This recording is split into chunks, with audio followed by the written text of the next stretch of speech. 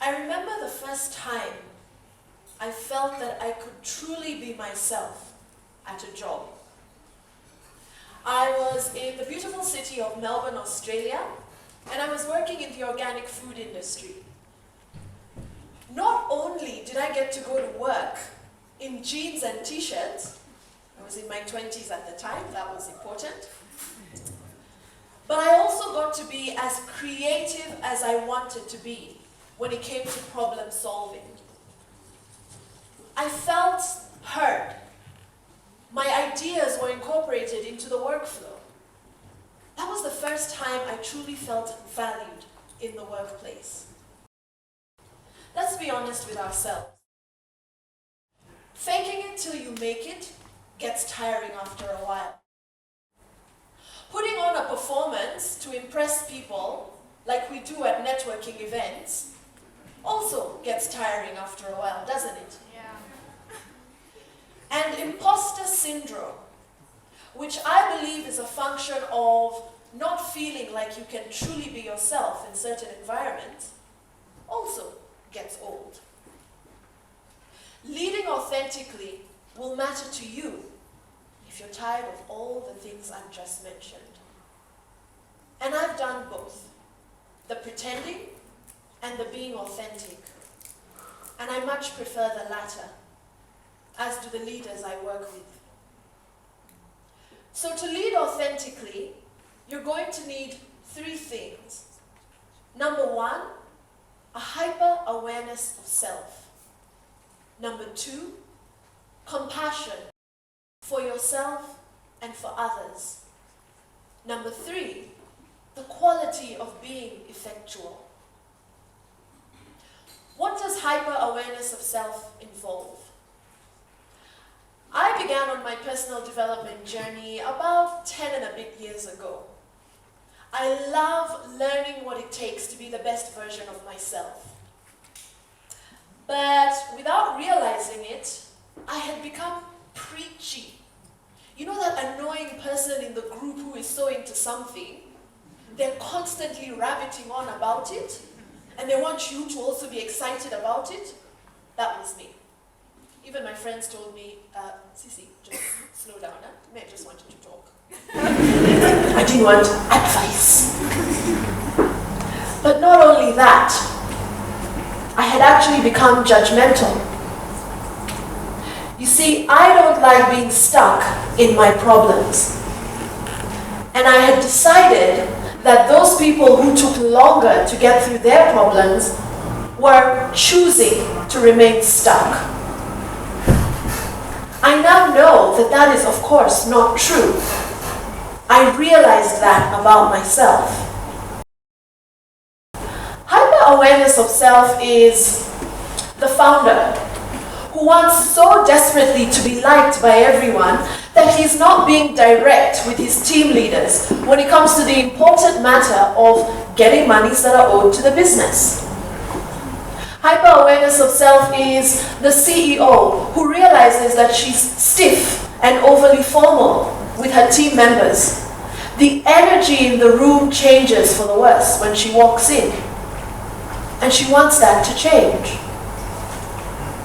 Hyper-awareness of self is the creative who realizes that his creativity was stamped out rudely in secondary school, and he's still stuck there in the past, engaging with his creativity in fits and starts instead of allowing it to flourish.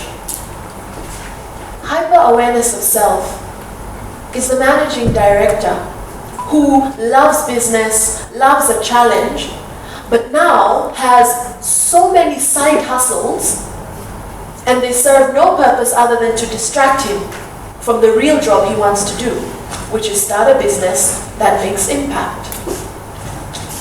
You see, all these leaders changed course when they realized this about themselves. What about the quality of compassion? Point number 2.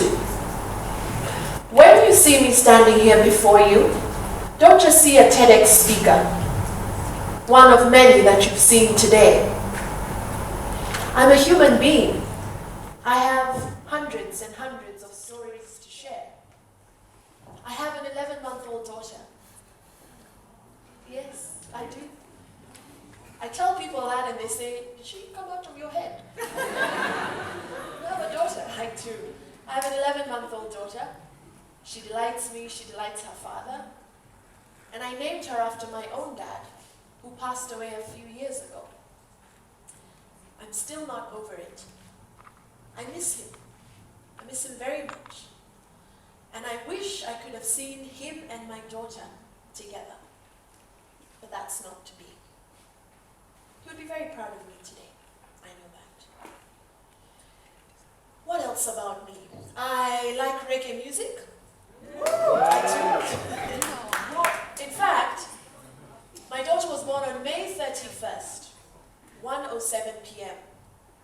That evening, my husband and I were supposed to be going for a Damian Marley concert. We didn't go for the concert. We got a much nicer reward. And I like to dance, sometimes when no one's watching. I'm a human being. Compassion for others involves remembering our common humanity. Compassion as a leader looks like this. You walk through the office, and as you pass your employees, you ask yourself, is everything okay in their lives? Or are you too busy to care?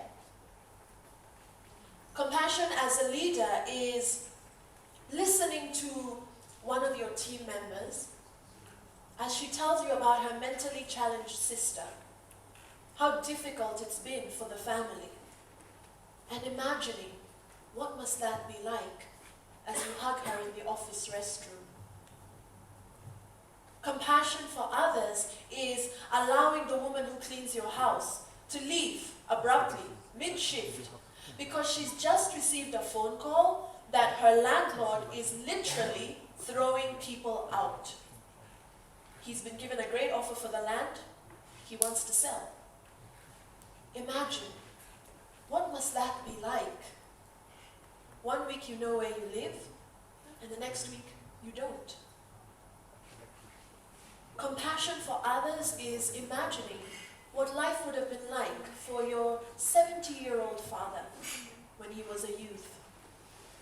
He couldn't flip open a laptop and watch a TEDx talk given by somebody in another part of the world, the way we can today. Compassion for others is remembering that your parents may not have been exposed to relationship coaches to help them with their marriage. You see, we use these words so easily these days. Relationship coach, leadership coach, but some of these roles were rare or non-existent during our parents' time. Now, can you extend this compassion to yourself?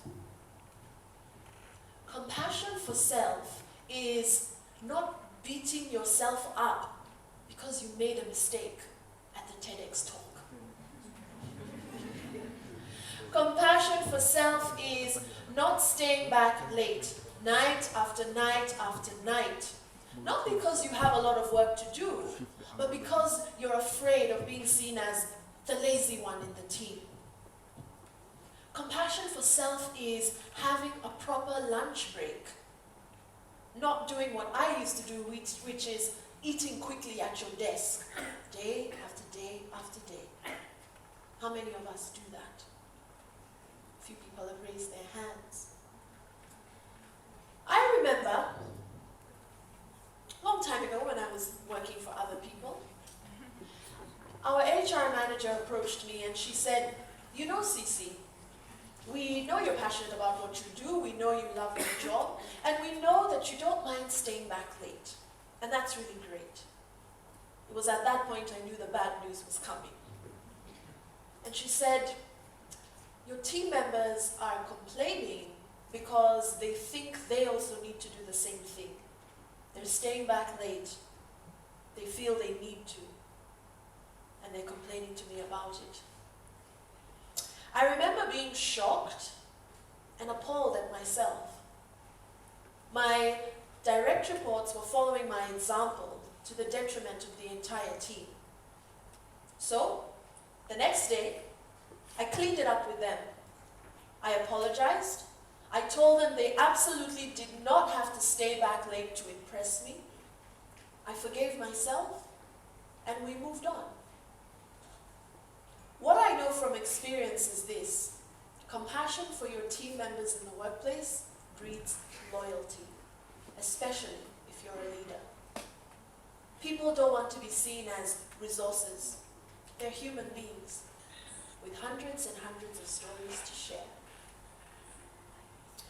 What about the third quality of leading authentically? Being effectual. All this information I'm sharing is great, but not if you're not getting the results you want, personally and professionally. There's no point being the amiable leader who everyone likes, but no one respects. Maybe because you lack the vision. Maybe because your strategies and tactics don't get the job done. You see, the people you're leading need to know that you're taking us all to a place that will be good for everybody. There's no point in me sharing all these theories with my clients if they don't experience the change they said they wanted to experience. Being effectual is the general manager who goes from complaining about how much money the company is owed to 2 weeks later recouping over 2 million shillings simply because she decided to take the actions that would lead to that result. Being effectual is the 9-to-5er who dreams about, thinks about, talks about starting a business, but then actually starts the business, registers it, finds an office, starts paying rent, starts hiring people, and 18 months later, recruiting for people outside the country. Being effectual is the leader who wants so desperately to spend more time with her family and actually takes a Saturday off instead of working to take the family away for the weekend to everybody's delight. All these are true stories.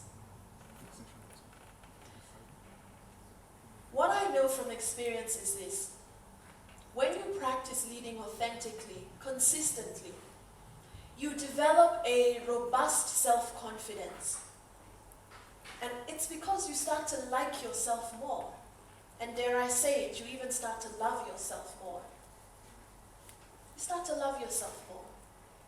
There's something about being kind to yourself and extending that kindness to other people that feels so natural. It feels like what human beings should be doing on a regular basis. Now, of course, it comes with its challenges.